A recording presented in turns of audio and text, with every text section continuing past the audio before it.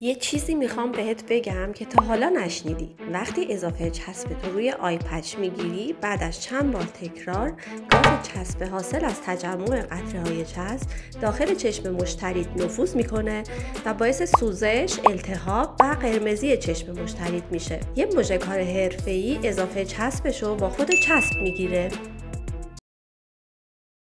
خب زمانی که ما اضافه چسب رو روی آی پچ میگیریم، با این کارمون باعث میشیم که آلرژی و حساسیت برای مشتریمون ایجاد کنیم. چرا؟ چون این تجمع این چسب ها روی آی پچ باعث میشه گاز چسب بزنه توی چشم مشتری و هم حساسیت ایجاد کنه، هم باعث بشه چشم مشتریمون قرمز بشه و سوزش ایجاد کنه براش. ما بیشتر سعیمون اینه که بخوایم حساسیت ها و آلرژی ها رو کم کنیم، نه اینکه بیشتر بکنیم. پس به هیچ عنوان این کار رو نکنین. آخرش فکر کنم